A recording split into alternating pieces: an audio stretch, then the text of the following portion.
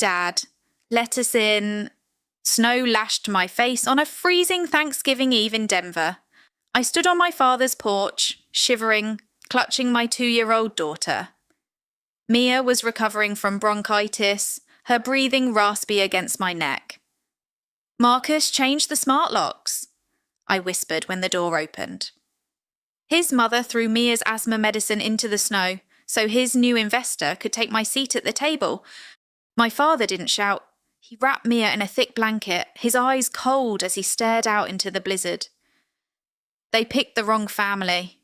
The drive from the suburbs to my father's house was a blur of white ice and black asphalt. Now, sitting in Arthur's living room, the quiet hum of the radiator was the only sound. Arthur didn't reach for his phone to scream at Marcus. He didn't ask me what started the argument. He just went to the hall closet and pulled out a dry wool blanket.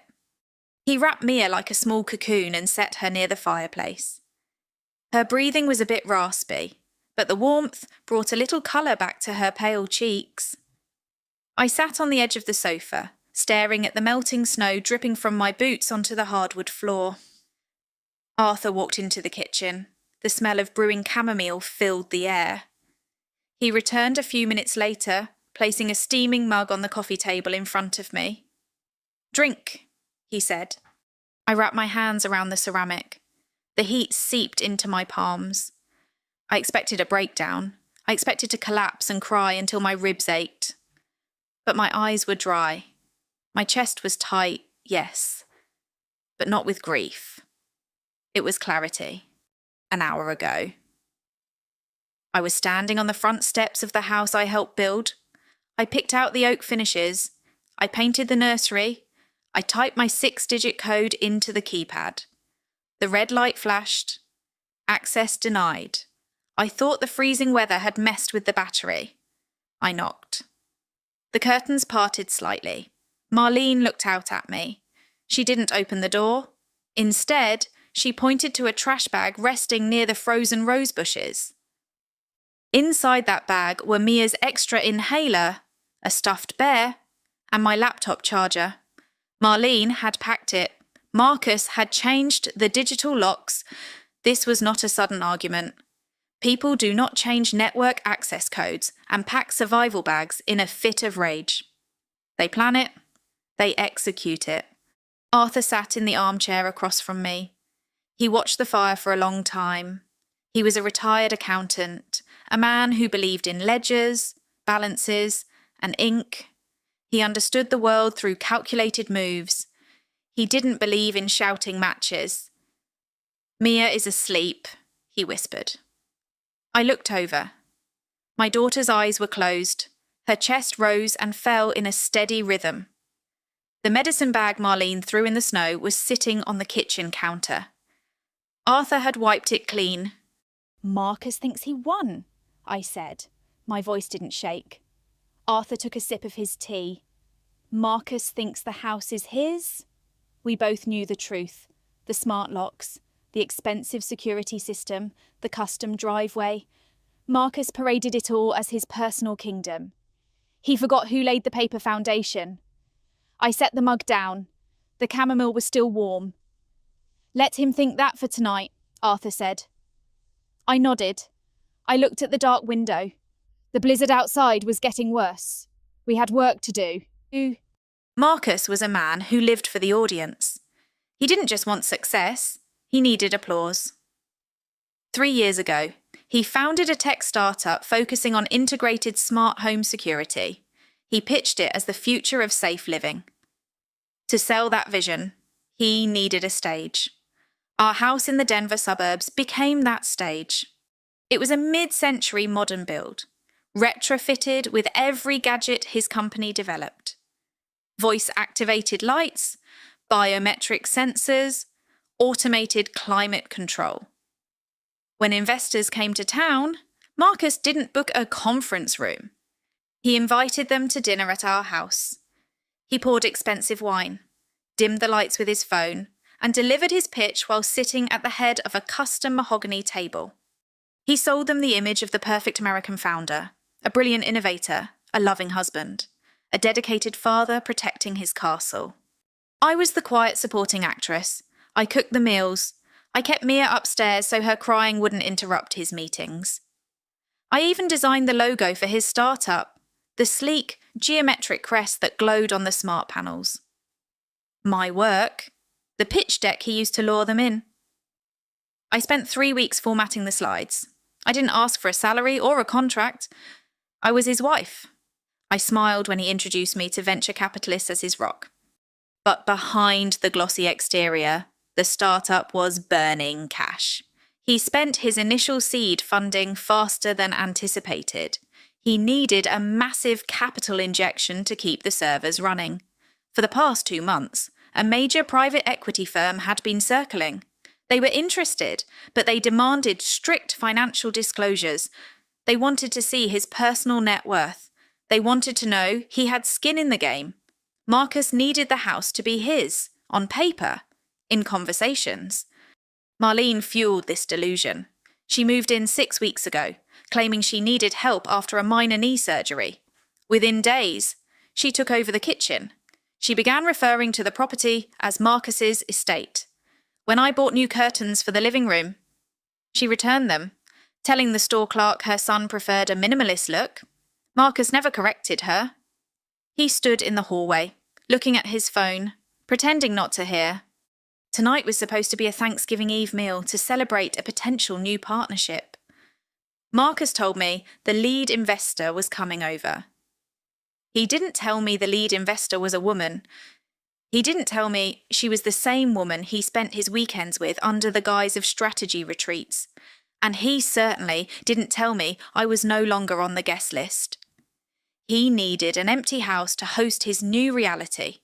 A house without a wife. A house without a sick toddler.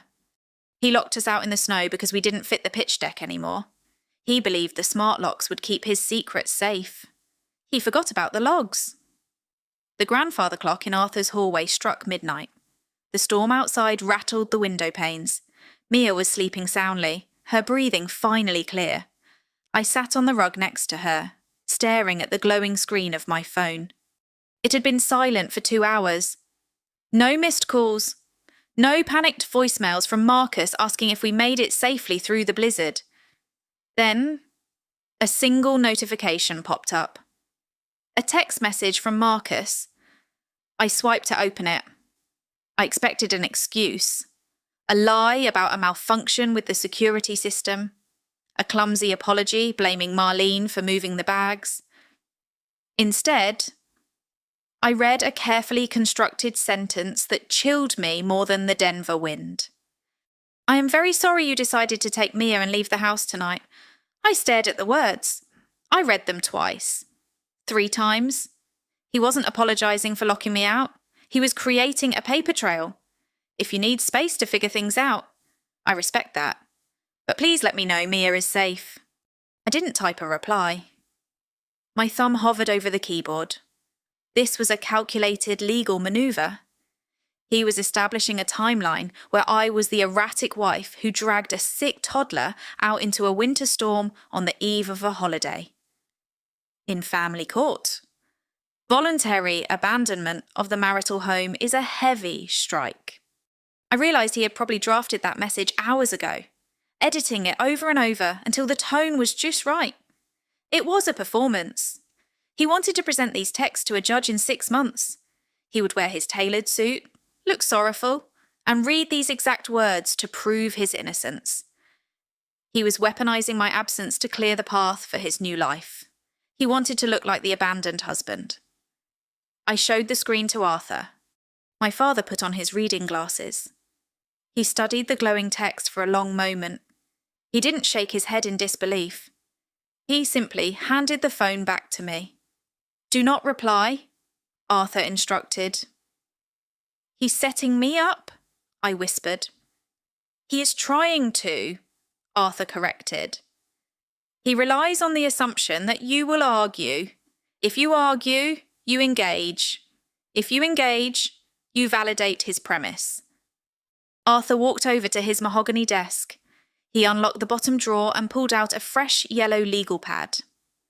He uncapped a fountain pen. Let him send his texts, Arthur said, drawing a neat line down the centre of the page. Let him build his little sandcastle. A lie only works if the other side doesn't have the receipts. I looked back at the phone.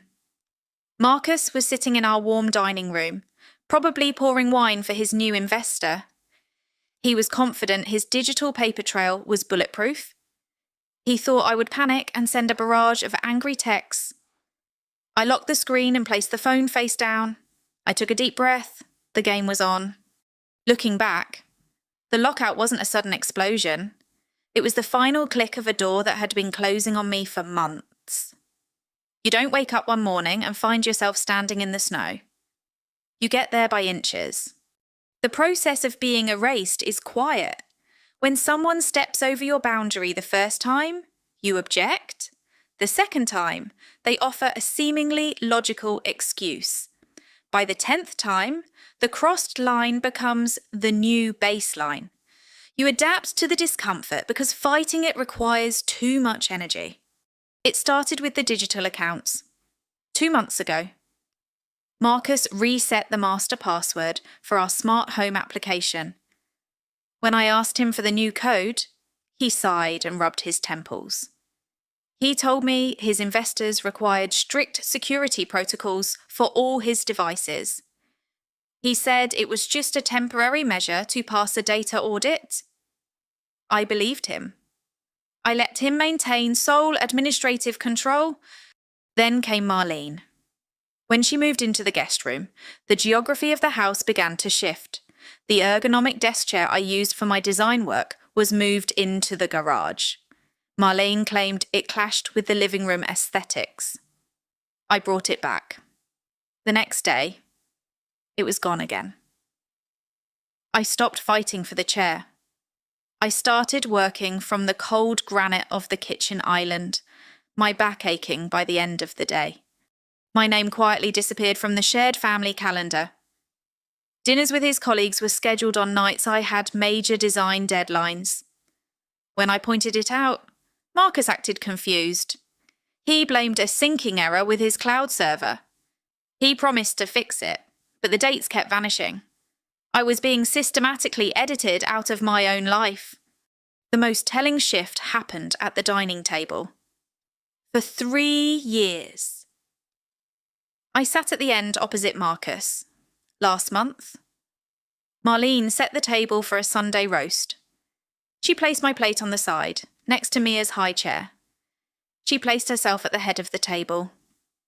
I stood there, holding a bowl of salad, waiting for Marcus to say something. To tell his mother she was in my seat, he didn't look up from his tablet. He just reached for a bread roll and started eating. I sat on the side. I told myself it was just a chair. I told myself I was keeping the peace for Mia's sake. I rationalised every tiny exclusion because confronting the reality meant acknowledging my marriage was a performance. That is the insidious nature of control. It doesn't always come with raised voices or broken glass. It comes dressed as a software glitch. It comes wrapped in a mother-in-law's passive-aggressive tidying. It slowly conditions you to accept less space until you are standing outside your own front door. I traced the rim of my empty mug. I had spent months shrinking myself. I wouldn't shrink anymore. Arthur adjusted his reading glasses. He opened the heavy leather portfolio on his desk. Inside lay a stack of documents printed on thick legal paper. The top page carried a seal from the state of Colorado. It was dated 5 years ago. Marcus did not buy the house with his own money. 5 years ago, his startup was just a concept on a whiteboard. He was renting a cramped apartment downtown. When we found the property in the suburbs, the asking price was high. Marcus needed a down payment of $150,000 to secure a decent mortgage rate. His savings account held less than 1/10 of that. He paced our tiny kitchen for 3 days. He refused to ask for a standard family loan. He told me a direct cash gift would look weak on his personal financial statements. He wanted to impress future investors. He needed the money to look like legitimate corporate debt. He sent an email to Arthur. I still remember the subject line: real estate financing proposal. Marcus begged my father to structure the funds as a secured mezzanine loan. He asked Arthur to establish a limited liability company to act as the primary lender. He wanted the paperwork to be strict, formal, and bound by commercial real estate laws. He argued it would provide tax benefits for his startup down the line. Arthur read that email. He saw an arrogant young man trying to play Wall Street with family money. My father agreed to the terms. He hired a corporate attorney to draft the paperwork exactly as Marcus requested. The LLC was formed, the funds were wired, a deed of trust was recorded with the county clerk. Arthur added standard commercial protection clauses. One paragraph specifically detailed the conditions for immediate loan acceleration. If the borrower committed intentional misrepresentation, or if the primary residence was used for unauthorised commercial activity, the 0% interest grace period would vanish. The principal and market rate interest would become due immediately. Marcus signed the 30-page document on a Tuesday morning. He didn't read past the second page. He saw the cheque clearing in his bank account and smiled. He got his formal corporate structure. He got his impressive financial portfolio. He got the house. He assumed the paperwork was a formality. He assumed a father-in-law would never execute a commercial foreclosure against the mother of his grandchild. He treated the legal document like a polite suggestion. Arthur traced the signature on the final page. He asked for an ironclad contract. Arthur said quietly. I looked at the blue ink on the paper.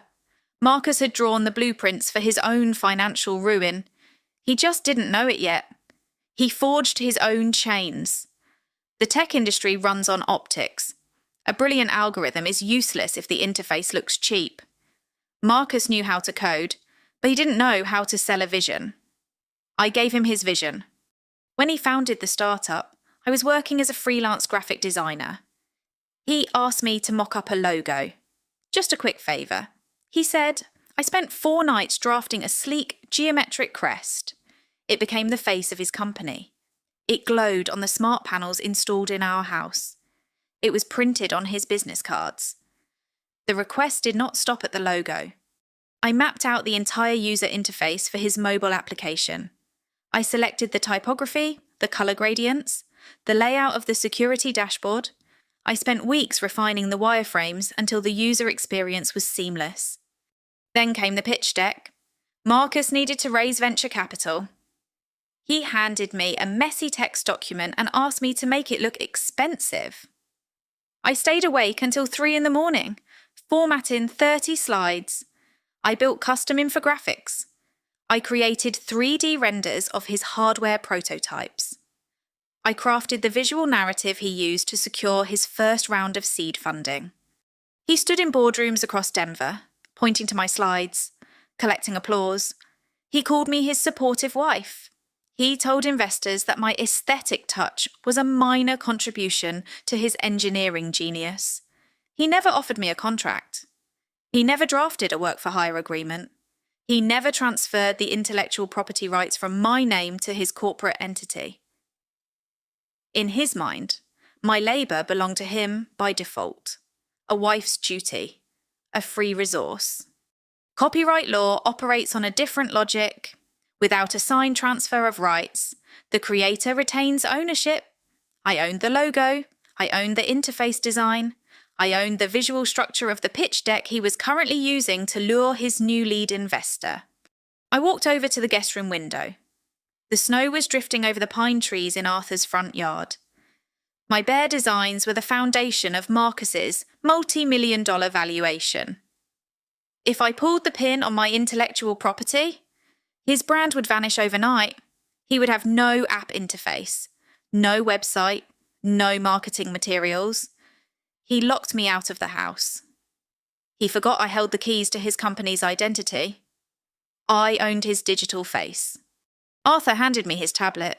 The screen displayed the cloud backup from the smart doorbell camera at the Denver house. Watch this, he instructed. I tapped the play icon. The timestamp in the upper corner read 8:15 p.m. The video was crisp, rendered in cold night vision.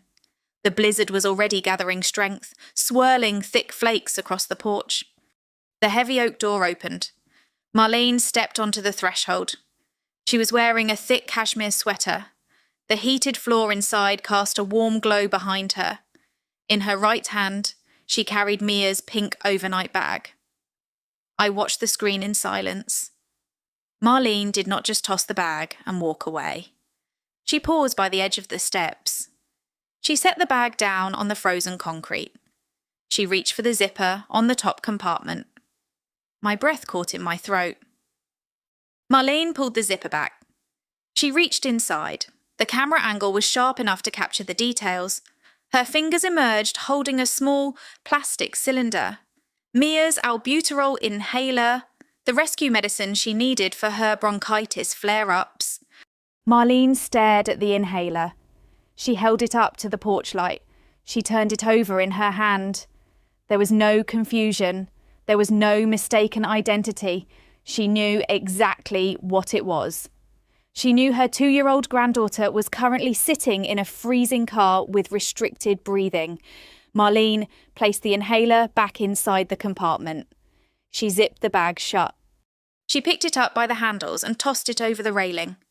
It landed in a snowdrift near the rose bushes. The pink fabric quickly disappeared under the falling snow. Marlene dusted her hands on her trousers. She stepped back inside. The heavy door clicked shut. The deadbolt engaged automatically. The video ended. I handed the tablet back to Arthur. The silence in the room was dense. I didn't scream. I didn't throw a glass against the wall. Rage is hot and messy. What I experienced in that moment was ice. Cold, sharp, and precise. Marcus locking me out was an act of arrogance. Marlene checking the medicine and throwing it away was an act of malice. She weighed the health of a toddler against the convenience of a dinner party. And she made her choice. "Save the file," I said to Arthur. My father tapped the screen twice. "Backed up in 3 locations. They left a digital witness." My phone vibrated on the coffee table. The screen illuminated the dim room. A message from Sarah, a mutual friend who lived 3 blocks away from our Denver house. "Are you okay? Marcus said you needed some space tonight." Another text arrived a second later. It was a photo. I opened the image. Sarah had attended the Thanksgiving Eve dinner. The picture showed our dining room. The mahogany table was set with my silver cutlery. Crystal wine glasses caught the light from the modern chandelier. Sitting in my chair, at the far end of the table, was a woman in a tailored navy blazer. She was smiling, holding a glass of Pinot Noir. I recognised her from an industry magazine. She was a senior partner at the private equity firm Marcus had been courting for months. She was the lead investor, and according to the hushed rumours I had ignored for half a year, she was the reason Marcus took weekend trips to Aspen.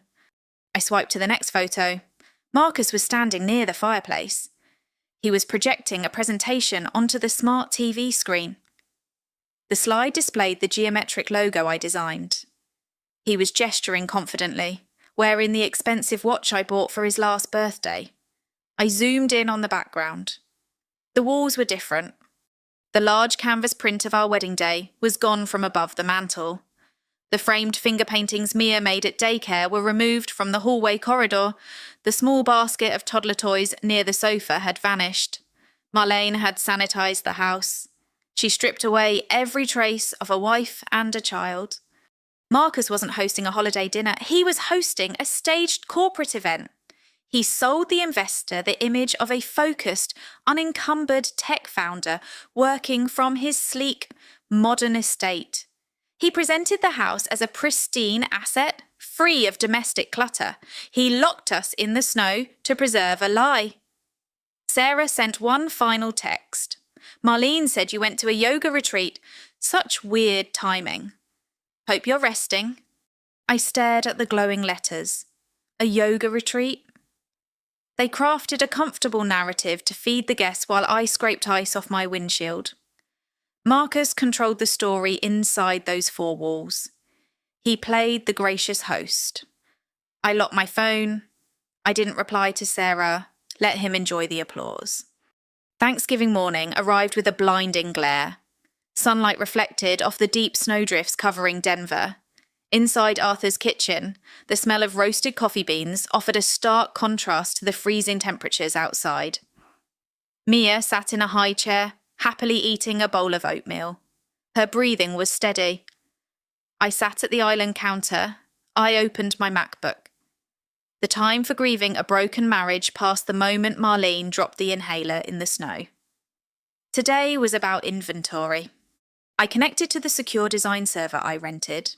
The progress bar hummed as I began downloading the original vector files for the startup's brand identity. Gigabytes of data flowed into my local hard drive. UI wireframes, marketing brochures, the master template for the pitch deck. Every file carried a creation timestamp proving my authorship. When the local backup was complete, I opened the administrative panel. The startup's marketing team relied on this server to access assets for their daily campaigns. I clicked on the User Management tab. I selected the global access permissions. I changed the setting from active to revoked. A small warning box appeared on the screen. It asked if I was sure. I clicked confirm. The green status light turned grey. The bridge was cut. Next, I opened a new browser tab. I logged into the backend portal of the smart home system. Marcus revoked my mobile app access, but he never thought to remove my credentials from the web server interface. I navigated to the security logs. I exported the data from the previous 48 hours. The spreadsheet downloaded in seconds. Line 402 showed Marcus's user ID manually locking the front door. Line 405 showed his ID revoking my keypad pin. Line 412 showed Marlene generating a temporary guest code for the lead investor. Every action was documented. Every lie was contradicted by a line of code. Arthur walked into the kitchen carrying 2 mugs of coffee. He glanced at the open spreadsheets on my screen. He didn't ask what I was doing. He set a mug beside my laptop. "The lawyer is expecting us tomorrow morning," Arthur said. I organised the downloaded files into a single encrypted folder on my desktop. I named the folder with the date of the blizzard. "I have the logs," I replied. I closed the laptop. Arthur did not believe in empty threats. He spent 35 years working in corporate finance. He knew that anger was a liability, but a documented paper trail was an asset. If he simply foreclosed on the property without warning, Marcus could argue he was the victim of a vindictive father-in-law. Arthur needed to establish a record of bad faith. On Friday morning, Arthur sat at his mahogany desk. He typed a formal legal notice on his heavy letterhead. The document was brief and stripped of all emotion. It did not mention the blizzard. It did not mention the baby. It only addressed the property and the parameters of the loan. The letter formally requested that Marcus restore immediate access to the residence for the cohabitant. It demanded the return of personal medical property left on the premises. Most importantly, it required Marcus to confirm, in writing, that the departure on Wednesday evening was not a voluntary abandonment of the marital home. Arthur printed 3 copies. He signed them with a fountain pen. "Is this going to change his mind?" I asked, watching him fold the thick paper. "No," Arthur replied. "It is going to lock him into a corner." He drove to the post office and sent the notice via certified mail with signature confirmation. He also emailed a digital copy to Marcus's primary inbox. The trap was set. Arthur was offering a ladder to a man standing in a hole. We both knew Marcus was too proud to climb it. I spent the afternoon organising my digital files. The encrypted folder on my desktop grew heavier. I added the server access logs. I added the time-stamped design drafts. I gathered bank statements showing my grocery purchases for the past 3 years. My phone buzzed on the counter. Marcus's name flashed on the screen. It was a reply to Arthur's email. Marcus copied me on the response to ensure I saw it. I opened the message. The tone was exactly as Arthur predicted: defensive, dismissive, and dripping with unearned authority. He declined the requests. He stated the house was his primary workspace and he required secure boundaries. He added a line about protecting his assets from emotional interference. Arthur read the email over my shoulder. He nodded once. "Print that," Arthur instructed. I connected my laptop to the printer. The machine whirred, spitting out the sheet of paper. Marcus had just handed us the written proof of his intent. He admitted to restricting access. He confirmed the lockout was a deliberate choice, not an accident or a misunderstanding. He rejected the olive branch. Arthur took the printed email and placed it inside the leather portfolio. He closed the brass clasp. The warning period was officially over. The fallout from the Thanksgiving Eve dinner began to ripple through our social circle. Marcus was busy shaping the narrative before I had a chance to speak. He understood that whoever tells the story first usually owns the truth. Saturday afternoon. My phone lit up with a message from Sarah. She was the friend who sent me the photo of the dinner party. "People are talking." Her text read. I tapped the screen. "What are they saying?" Sarah sent a screenshot of a private group chat.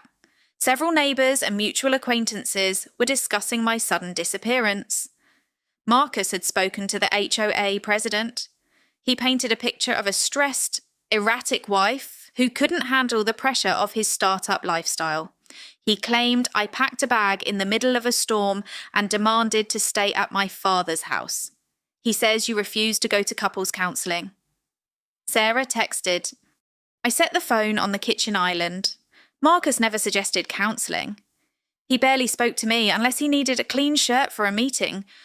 Marlene was doing her part too. Another screenshot showed a Facebook comment from her. She replied to a neighbour asking about Mia. Marlene wrote a long paragraph about the heartbreak of watching a family fracture, ending with a prayer emoji. She stated she was praying I would find the mental clarity to return to my duties. They were building an ironclad defence in the court of public opinion. They think I am hiding, I told Arthur. My father was reading a financial journal. He turned a page. Let them talk. Words on the internet do not hold up during a deposition. He was right, but the isolation still stung. People I had hosted for summer barbecues were sending sympathetic messages to Marcus. They believed the polished tech founder. They believed the grieving mother-in-law. No one questioned why a mother would voluntarily drag a sick toddler into a blizzard. The lie was easier to swallow than the truth. Marcus sent another email an hour later. He didn't ask about Mia's cough. He asked for the login credentials to the shared cloud storage. He stated his marketing team needed the updated slide deck for a Monday meeting. He still believed I was working for him. He believed the lockout was merely a timeout, a punishment for my failure to conform to his new aesthetic. I dragged his email into the legal folder. I did not type a response. I did not defend my mental health to the neighbours. I stayed silent. Let him keep talking. Monday morning arrived. The tech world operated on strict deadlines. Marcus had a follow-up meeting scheduled with the private equity firm at 10 o'clock. He needed the final visual assets to close the funding round. At 8:30, my phone began to vibrate. I sat at Arthur's dining table, drinking black coffee. I watched the caller ID flash, Marcus. I let it ring. It stopped, then immediately started again. He called 3 times in 4 minutes. When I didn't answer, the text messages started. The design server is down. Fix it. 2 minutes later, my team cannot access the UI files. Stop playing games. 5 minutes later, this is marital property. You are interfering with my business. Give me the admin password. He was finally hitting the wall. The illusion of his independent success was cracking. He had promised the investors a seamless, ready-to-launch product. Without my vector files, The app interface was a blank screen, without my presentation templates. His pitch was just a messy text document. I watched the text bubbles appear on my screen. His tone shifted from commanding to frantic. He threatened to call his lawyer.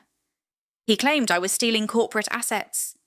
He cited copyright laws he clearly did not understand. I opened the folder on my desktop containing my original design drafts. Each file held a digital signature and a creation date tracing back 3 years.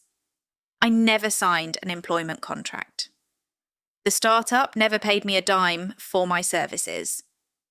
Legally, every pixel belonged to me as an independent creator. Arthur walked past the table, dropping a stack of mail near my laptop. He glanced at the rapid-fire notifications on my phone. He found the locked door. Arthur noted. "He wants the keys," I said.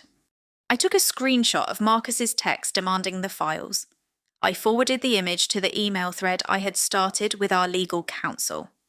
It was another piece of evidence. Marcus was admitting, in writing, that the core visual identity of his multi-million-dollar startup was created and controlled by his wife. He was unravelling. The polished exterior he presented at the Thanksgiving dinner was gone. He was just a man staring at a grey error screen, realising he didn't own the product he was trying to sell. I turned the phone on silent. I placed it face down on the wood surface. The frantic buzzing stopped. I took another sip of coffee. The silence was beautiful. Nadia was a woman who calculated risk for a living. She evaluated balance sheets, scrutinised business models, and fired founders who failed to deliver. She did not build her career by ignoring red flags. She spent the long holiday weekend at the Denver house. Marcus played the role of the perfect partner. He poured expensive wine and talked about the future. He maintained the narrative that his wife had abandoned the marriage months ago, leaving him with an empty house and a broken heart. But on Monday morning, the cracks became visible. Nadia sat at the kitchen island, drinking an espresso.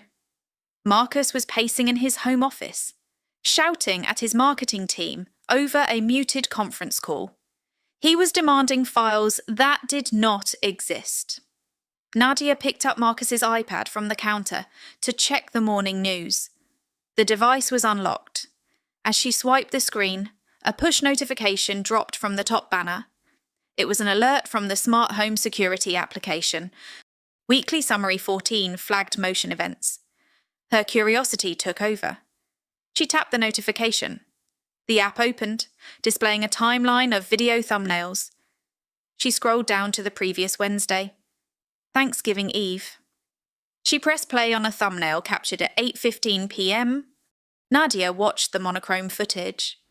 She saw me standing on the porch, holding Mia. She saw the heavy snow falling.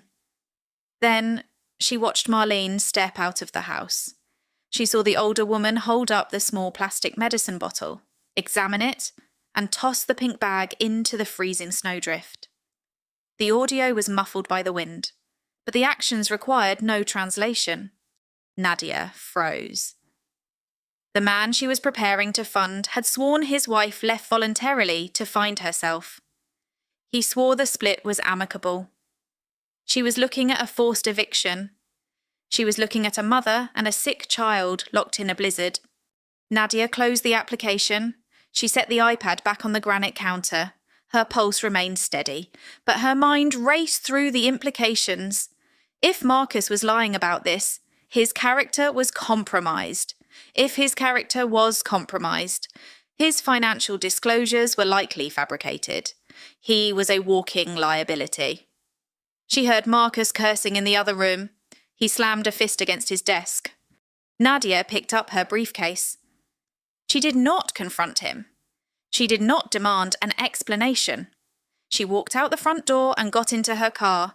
She needed to mitigate the damage. My phone rang at 2 o'clock on Monday afternoon. The caller ID displayed an unknown local number. I usually let those go to voicemail, but Arthur nodded toward the screen. I answered. "Hello? Hannah, this is Nadia. We need to talk." Her voice was crisp, professional, and devoid of warmth. She didn't offer fake apologies or pretend to be my friend. She got straight to the point. She had seen the security footage. She knew Marcus lied about the separation. "I manage $50 million in capital," Nadia said over the line. "I cannot afford to be associated with a domestic scandal. My firm requires clean investments." "Marcus is not a clean investment," I replied. "I am aware of that now," she stated. "I am stepping away from the project, but I need this handled quietly. I am prepared to offer you a transition settlement." I sat up straighter in my chair. "A settlement for what? A non-disclosure agreement. You receive a lump sum of $50,000 to secure new housing for you and your daughter. In exchange, you agree not to mention my name or my firm's name in any public filings regarding your divorce or Marcus's business practices." She was trying to buy my silence to protect her portfolio. "Would you have taken the money to walk away? Let me know in the comments." I looked across the room at Arthur. He was watching me intently. $50,000 was a safety net. It was a guaranteed fresh start, but taking it meant signing a gag order. It meant playing by their rules. "I don't want your money, Nadia," I said. I heard a slight pause on the line. "Everyone wants money, Hannah." "I want the truth," I countered. "You keep your $50,000, but you will send me the master copy of the pitch deck Marcus gave you, and you will send me the personal financial statement he signed to secure your funding." Nadia was silent for 5 seconds. She was weighing the cost of compliance against the cost of exposure. Handing over those documents would give me the ammunition to destroy Marcus legally.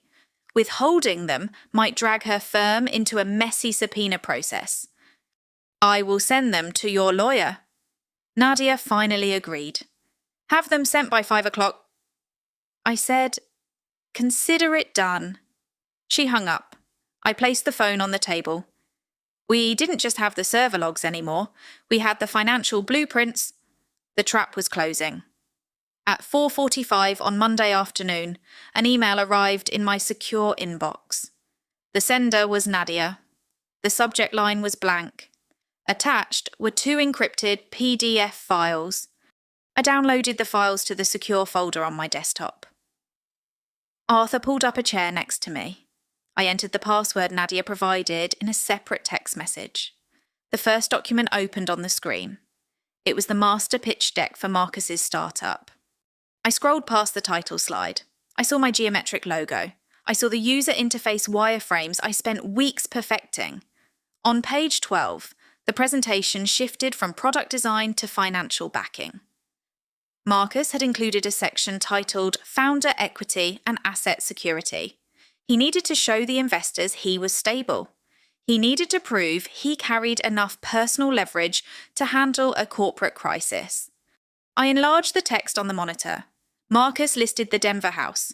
He valued the property at $1,200,000. In the column next to the valuation, under the heading of encumbrances, he typed the word none. He explicitly claimed the house was free and clear of any debt or mortgage. I opened the second PDF. It was a formal, personal financial statement, signed and dated by Marcus 3 weeks prior. It was a legally binding document submitted to Nadia's firm to satisfy their due diligence requirements. He checked the box confirming he held sole title to the primary residence. He left the section for secondary loans blank. He lied on a federal financial disclosure, I said. Arthur leaned closer to the screen. He read the fine print at the bottom of the page. He committed fraud to secure venture capital. Marcus assumed private equity firms only checked bank balances. He assumed no one would pull the county property records to verify a deed of trust held by a quiet family, LLC. He was so eager to project wealth that he fabricated his net worth on paper. He used the house as collateral to land a corporate deal. The same house he locked me out of just 4 days ago. I looked at his digital signature at the bottom of the page. It was neat and decisive. He signed away his safety net. If a founder lies about his personal assets, the corporate investors pull their term sheets, the startup collapses, the funding evaporates. He handed us the exact weapon we needed. I closed the PDF reader. I looked at Arthur. We print everything? I said. My father nodded once. We had him. People often misunderstand the nature of family loans. They assume a handshake or an informal agreement governs the money. They think the rules soften because the lender sits across from you at the Thanksgiving dinner table. Arthur did not operate on handshakes. He opened his leather portfolio and extracted the original loan agreement. It was 50 pages of dense legal text. This was the mechanism of a secured promissory note. Read section 4, paragraph 2, Arthur instructed. I traced my finger down the page. The language was dry and precise. It outlined the acceleration clause.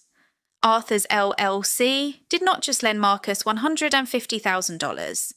The LLC placed a formal lease on the Denver property. It was a recorded deed of trust, filed with the county clerk. The clause was triggered under specific conditions. If the borrower used the property for unauthorized commercial purposes, the loan accelerated. If the borrower committed intentional financial misrepresentation regarding the asset, the grace period ended. He submitted a fraudulent personal financial statement to an outside investor. Arthur explained. He claimed the asset was unencumbered. That is a direct violation of our security agreement. I looked at the signatures. Marcus had initialed every single page 5 years ago. What does it mean for him? I asked. Arthur tapped the paper. It means the 0% interest rate is void. The principal balance, plus 5 years of retroactive market rate interest, is due in full, immediately. Marcus could not pay that. His startup was burning cash. His personal accounts were tied up in operational costs. He relied on the illusion of wealth, not actual liquidity. If a borrower defaults on an accelerated secured loan, the lender initiates foreclosure. The LLC had the legal right to seize the house. It was not a matter of revenge or anger. It was a simple execution of a commercial contract. Marcus thought he could lock me out and keep the house because his name was on the deed. He forgot that a deed is useless if an LLC holds the primary lien. He handed the keys to his kingdom to my father the day he asked for a corporate structure to avoid paying taxes. Justice in the real world rarely looks like a dramatic courtroom speech. It looks like a certified letter. It looks like a notary stamp. It looks like a quiet accountant enforcing a breach of contract. Marlene threw my daughter's medicine into the snow. Marcus locked the door. They thought they held all the power. They held nothing. I closed the folder. The paper was ironclad. Tuesday morning brought a pale grey sky to Denver. The roads were finally cleared of the heavy snow. Arthur and I drove downtown to a tall glass building. We took the elevator to the 14th floor. Patricia was a senior partner specialising in complex asset litigation. She did not deal in emotional disputes. She dealt in paper. We sat across from her wide desk. I did not spend the first 20 minutes crying about the lockout. I did not complain about Marlene throwing the bag into the snow. I opened my briefcase. I handed Patricia the downloaded server logs from the smart home system. I handed her the encrypted USB drive containing the original design vectors and the timestamps. I handed her the printed emails Marcus sent, refusing to restore my access. Arthur placed the leather portfolio on the desk. He provided the original deed of trust, the LLC formation documents, and the fraudulent personal financial statement Nadia had forwarded. Patricia put on her glasses. She spent 30 minutes reading in silence. The only sound in the room was the turning of pages. She looked up at Marcus's signature on the pitch deck disclosure. Then she looked at the server logs, proving he manually changed the locks. He documented his own eviction. Patricia noted. He believes he owns the narrative, I replied. He owns a breach of contract, Arthur corrected. Patricia folded her hands over the documents. She outlined the strategy. We would not file a standard divorce petition first. That would trigger a lengthy mediation process. Instead, Arthur's LLC would file a formal notice of default regarding the property. Simultaneously, I would file a cease and desist order regarding my intellectual property, demanding the immediate removal of all my designs from his startup's servers. We were going to attack his foundation from 2 different angles on the same day. We would freeze his assets and strip his company of its brand identity. If you have ever had to build a strategy in silence while someone else paraded their lies, you know the discipline it takes. Let me know in the comments if this resonates with you. Patricia drafted the notices. She asked if I wanted to include a demand for temporary spousal support. I shook my head.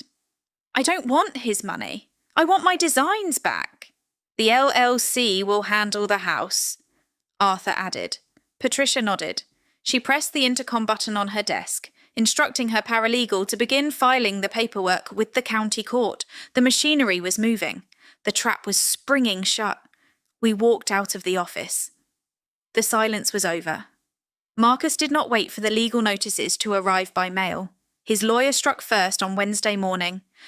A courier delivered a thick envelope to Arthur's house. It was a temporary restraining order.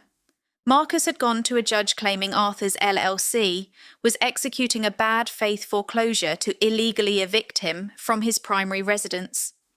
The judge granted a standard 10-day pause to review the dispute. Marcus bought himself a week of oxygen. He used it to poison the well.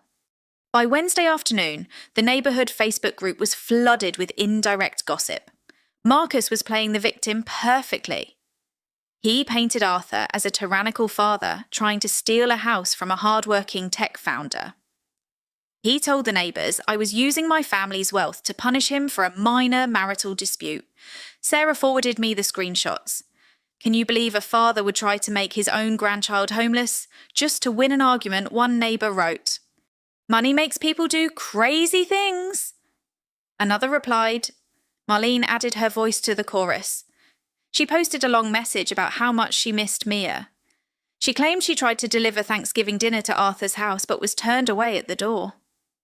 She portrayed herself as a heartbroken grandmother caught in the crossfire of a corporate takeover. They were spinning a story of greed and victimhood. The community swallowed it whole. I was the spoiled daughter weaponizing money. Marcus was the noble entrepreneur fighting for his home. I read the comments while standing in Arthur's kitchen. I watched the digital outrage pile up.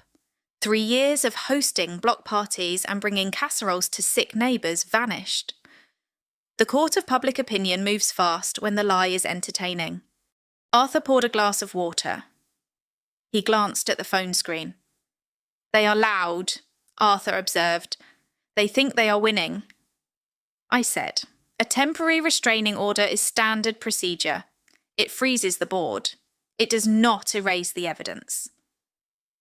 Marcus was using the delay to secure his funding with Nadia's firm, unaware that Nadia had already handed me his financial disclosures. He was playing a game that ended 2 days ago. I didn't log on to defend myself. I didn't correct the neighbours. I didn't reply to Marlene's fake prayers. Explaining the truth to an audience that prefers a scandal is a waste of breath. I turned off the notifications. I set the phone in a drawer. The paperwork was already filed. Marlene arrived at Arthur's front door on Thursday morning. The snow had started to fall again, dusting the icy walkway. I watched her through the security monitor. She held a large bakery box tied with a red ribbon. She looked smaller, her shoulders hunched against the cold. She pressed the doorbell.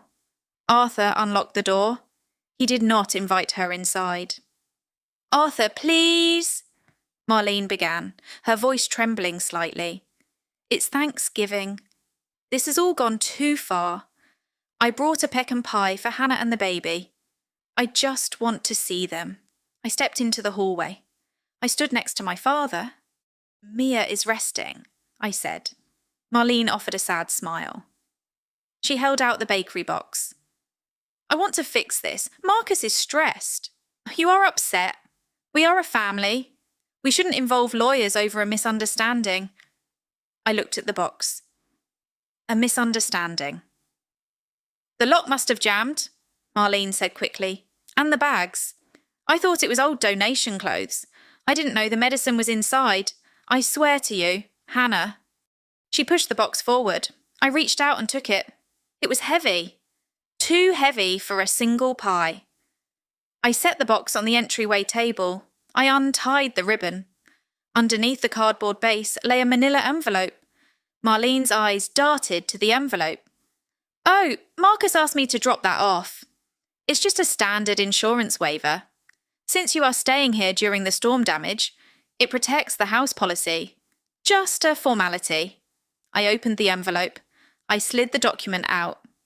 It was a voluntary relinquishment of residency form. If I signed it, I legally confirmed that I moved out of the Denver house by my own choice prior to the Thanksgiving storm. It explicitly stated that I was not evicted and that I waived any right to emergency occupancy. It was the final piece of the puzzle Marcus needed to win custody and block the LLC foreclosure. I scanned the bottom of the page. There was a notary stamp. The date next to the stamp was Tuesday. 2 days ago. The notary had pre-stamped a blank signature line. A standard insurance waiver, I repeated. Marlene nodded eagerly. Just sign the bottom line, dear. We can put this ugly mess behind us. I looked at her face. She threw my daughter's breathing medication into the snow, and now she was standing in my father's house, trying to trick me into signing away my rights with a pecan pie. I didn't yell. I slid the document back into the envelope. Take your pie, Marlene, I said. I handed the box back to her. I kept the envelope. Hannah, please, she stammered. The camera above your head is recording audio and video, I stated evenly. You just delivered a fraudulently notarized legal document across county lines. Marlene froze. She looked up at the black lens mounted on the porch ceiling. The colour drained from her cheeks. I closed the door. The lock clicked shut. Friday morning arrived with a clear, cold sky over downtown Denver. Patricia's conference room offered a panoramic view of the snow-covered mountains. The long glass table was spotless. Arthur sat to my right. Patricia sat to my left. We waited in silence. At 10 o'clock sharp, the heavy glass door opened. Marcus walked in. He wore a tailored charcoal suit and a crisp white shirt. He carried himself with the posture of a man who had just closed a major funding round. His lawyer, a man named Gregory, followed a step behind him, carrying a slim leather briefcase. Marcus did not look at me. He did not ask how Mia was recovering from her bronchitis. He took his seat across the table, unbuttoned his suit jacket, and offered a tight, practiced smile to Patricia. He believed he held the upper hand. He had the temporary restraining order protecting the house. He had the neighbourhood convinced I was an unstable wife. He thought the fraudulent insurance waiver Marlene tried to deliver the day before had somehow strengthened his position. Unaware it sat in a secure file on Patricia's desk. Thank you for accommodating us. Gregory began. He opened his briefcase and laid a single folder on the table. My client desires a swift and amicable resolution to this unfortunate domestic dispute. Patricia adjusted her glasses. We share the desire for a swift resolution. Gregory slid the folder across the glass. Marcus is prepared to be generous. He recognises Hannah's contributions to the household. He is offering a lump sum payment of $40,000. In exchange, Hannah will sign a quitclaim deed, surrendering any residual interest in the Denver property. I looked at the printed settlement offer. $40,000 to walk away from my own designs, my own home, and my own dignity. Furthermore, Gregory continued, his tone smooth and patronising, We have prepared a statement for the court. It outlines Hannah's voluntary departure from the marital residence on Thanksgiving Eve. Signing this will expedite the custody arrangements and prevent any messy public hearings. Marcus watched me. He expected tears. He expected me to raise my voice and accuse him of lying. He wanted a reaction he could point to as proof of my instability. I placed my hands flat on the cool glass. I did not raise my voice. I did not blink. I am not signing a quitclaim deed, I said. And I did not leave voluntarily. Marcus leaned forward, dropping the polite facade. You packed a bag. You walked out the door. The neighbours saw your car leave. You can't rewrite history just because you regret it now. Arthur did not react to the provocation. He simply opened his leather portfolio. The time for listening was over. I did not argue with Marcus about the weather. I did not remind him that Mia was sick. I reached into Arthur's portfolio and pulled out a stapled stack of papers. I don't need to rewrite history, I said, my voice steady. I just downloaded it. I slid the first document across the table. It was the master server log from the smart home application. I highlighted specific rows in yellow marker. Line 402, I read aloud, sounding as casual as a bank teller reading a deposit slip. At 8:10 on Wednesday evening, your administrative account manually engaged the deadbolt. Marcus stared at the paper. His jaw tightened. Line 405, I continued, sliding the next page toward him. At 8:12, your account permanently revoked my keypad access. Line 412. Marlene's account generated a temporary guest code for Nadia. Gregory frowned. He leaned over to inspect the spreadsheet. I placed a flash drive on the glass. This contains the high-definition security footage of Marlene inspecting Mia's asthma medication before throwing her bag into a snowdrift. It also contains the video of Marlene attempting to deliver a fraudulently notarized legal document to my father's house yesterday. Marcus swallowed hard. The arrogant smile was gone. The tailored suit suddenly looked too big for his shoulders. I wasn't finished. I slid a final document forward. It was a copy of the personal financial statement he had given Nadia's private equity firm. You claim the house was free and clear of any encumbrances. I said, you used my father's asset to secure corporate funding. Have you ever watched an arrogant person corner themselves with their own lies? Let me know in the comments. Patricia folded her hands on the desk. She looked directly at Gregory. Your client committed mortgage fraud, wire fraud, and filed a perjured statement to secure a temporary restraining order. My client is not signing a quitclaim deed. She is executing an immediate cease and desist regarding her intellectual property. Marcus looked at me. The panic in his eyes was real now. The stage he had built for his investors was crumbling under his feet. He realised the digital locks he installed to keep me out had recorded the exact timeline of his betrayal. Hannah. Wait. Marcus stammered, his voice dropping an octave. We can talk about this. The startup needs those designs. The investors are auditing the servers tomorrow. I looked at the man I had married. I felt no anger. I felt nothing but a clean, cold distance. You revoked my access, I said simply. I am revoking yours. A cornered man will grasp at any weapon he can reach. Marcus was watching his business and his reputation evaporate on a glass table. He looked at Gregory in desperation. The lawyer cleared his throat and sat up straight. He decided to play his final card. These server logs prove a domestic dispute, nothing more, Gregory said, waving his hand dismissively over the spreadsheets. As for the house, we are prepared to challenge the validity of the LLC contract in court. Arthur tilted his head. On what grounds? Coercion, Gregory stated confidently. He leaned forward, attempting to dominate the space. We will argue that you used your financial leverage to force a young, inexperienced founder into signing an unconscionable commercial loan. We will petition the judge to reclassify the funds as a marital gift. The acceleration clause violates standard family law protections. The contract is a predatory scheme. Marcus nodded along. He actually seemed to believe the new lie. He thought he could twist the legal framework to make my father the villain. Arthur did not defend his character. He did not act insulted. He calmly opened the second compartment of his portfolio. He extracted a single printed email. The paper was crisp. "I do not coerce my clients," Arthur said. Patricia took the paper and slid it across to Gregory. I watched the lawyer's eyes scan the text. It was the message Marcus sent 5 years ago.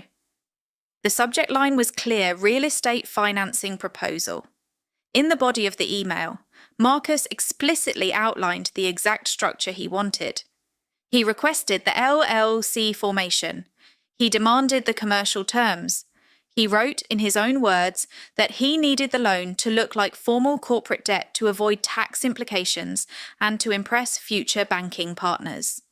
He had begged for the very terms he was now calling a predatory scheme. Gregory stopped reading. He slowly took off his reading glasses and placed them on the table. He looked at the email. Then he looked at Marcus. "Did you write this?" Gregory asked quietly. Marcus stared at his own signature block at the bottom of the printed page. He opened his mouth, but no sound came out. He had forgotten the digital trail of his own arrogance. Gregory closed his briefcase. The false counterattack was dead before it even took a breath. There would be no lengthy court battle over the validity of the contract. The paper trail was absolute. Patricia checked her watch. "The notice of default has been filed. The grace period is over." The meeting was finished. The collapse of Marcus's carefully curated life was not a loud explosion. It was a rapid, systematic dismantling. When a foundation is built entirely on fabricated assets and stolen labour, pulling one thread unravels the whole tapestry. On Monday morning, the temporary restraining order was officially dissolved by the judge. The fraudulent basis of the filing left Marcus with a stern warning from the bench. Arthur's LLC executed the notice of default. The process of seizing the Denver property moved forward without a single legal hurdle. The house Marcus had used as his primary stage was no longer his. He had 30 days to vacate the premises. The real destruction happened in the corporate sphere. Nadia did not wait for a public scandal. Upon receiving the actual financial disclosures and the proof of the LLC lien, her private equity firm pulled their term sheet. They cited a material breach of trust and a failure to pass secondary due diligence. The funding Raul Marcus had relied on to keep his servers running vanished. Then, my cease and desist order took effect. I formally revoked his license to use any of my intellectual property. His legal team advised him to comply immediately to avoid a devastating copyright infringement lawsuit. On Wednesday evening, the startup's website went offline. The geometric logo disappeared. The sleek user interfaces were replaced by default error pages. Without the visual identity I had built, the product looked like a hollow, amateur project. His remaining angel investors panicked and demanded an emergency board meeting. He tried to call me twice. I let the calls go to voicemail. He left a message on Thursday. His voice was hoarse.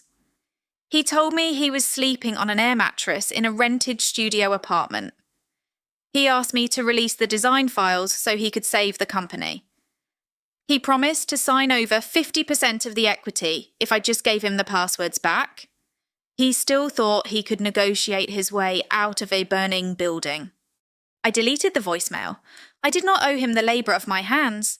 I did not owe him the security of my father's money. He had chosen the consequences the moment he changed the locks on a freezing November night. The house was empty. The servers were dark. The dominoes had all fallen. 2 weeks after the legal dust settled, I received a handwritten letter in the mail. The return address belonged to Sarah, the mutual friend who had attended the Thanksgiving Eve dinner and later sent me the photos. She asked to meet for coffee. I agreed, choosing a small cafe near Arthur's neighbourhood. Sarah arrived looking anxious. She ordered a latte but didn't drink it. She spent the first 10 minutes apologising.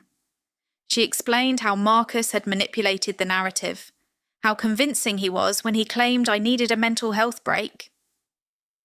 She swore she had no idea Mia and I were standing in the snow that night.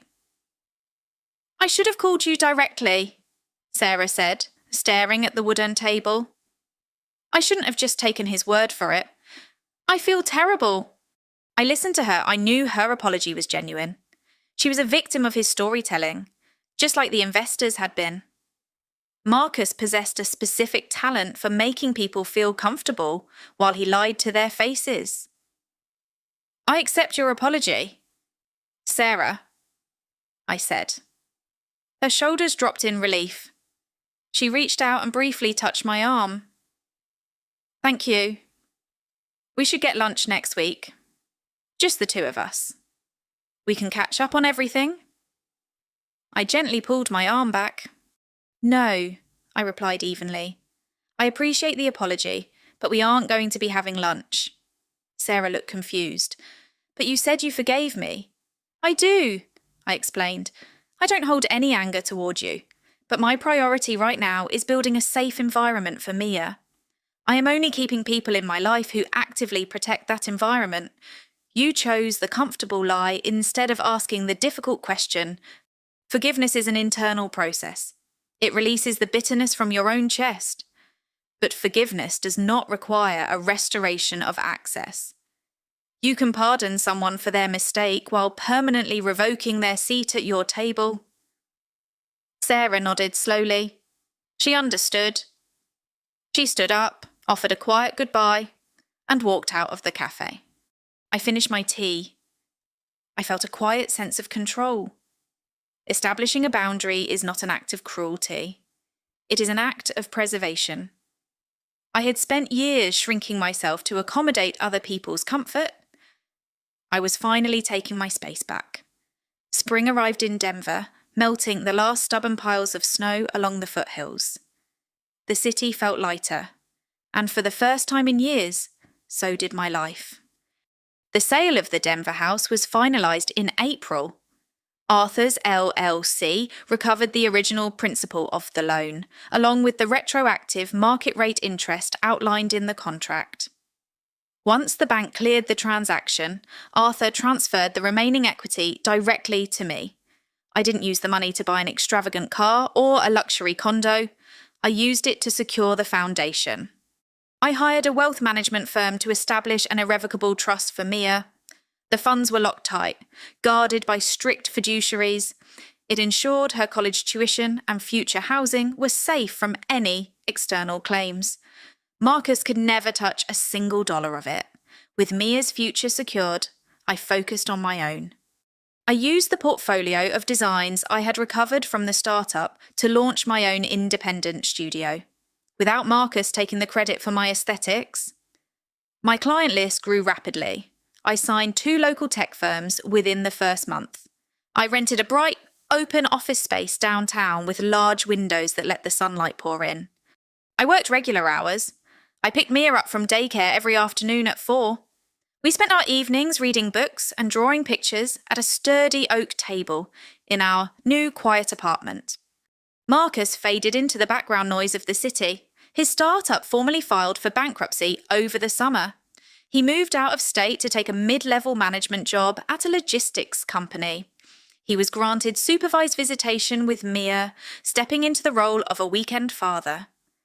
He arrived on time, spoke in polite, measured sentences, and never once mentioned the house or the business. The legal system had forced him to respect the boundaries he once ignored. Marlene stopped sending holiday cards. The silence from her side of the family was the greatest gift I could have received. I learned that success is not defined by the size of the house you live in or the titles you print on a business card. Success is the ability to wake up in the morning, look at your child, and know that every decision you make is yours. The storm had passed. The ground was finally dry. I was building something real. Sunday morning sunlight streamed through the kitchen window of Arthur's house. The smell of melting butter and maple syrup filled the warm air. Mia was standing on a step stool next to the counter. She was 3 years old now, her cheeks rosy and her breathing perfectly clear. She held a wooden spoon, carefully helping Arthur stir a bowl of pancake batter. "More blueberries, Grandpa?"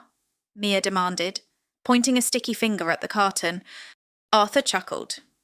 He dropped a handful of berries into the mix. "You are the boss today." I sat at the kitchen island, holding a mug of black coffee. I watched my father and my daughter. The radiator hummed quietly in the background. There was no tension in the room. There was no subtle manipulation, no passive-aggressive comments, no fear of saying the wrong thing. It was just ordinary, boring, beautiful peace. I thought back to that freezing Thanksgiving Eve, standing on this exact porch, shivering in the dark. I had felt like I lost my entire world. Marcus had taken the keys. The house, and the illusion of my marriage. He thought he had stripped me of my value. He didn't realise he was only stripping away the heavy facade that was holding me down. When you stop trying to convince toxic people of your worth, you suddenly have the energy to build your own empire. The contract Arthur kept in his drawer was the mechanism of justice, but the real victory was in the quiet mornings that followed. A real home isn't built on a foundation of bricks and deeds. It's built on the unwavering certainty that you are safe inside it. Arthur slid a plate of steaming pancakes onto the counter in front of me. Mia cheered and clapped her hands. I picked up my fork and smiled at my father. They picked the wrong family. And in doing so, they gave me the chance to finally find my own.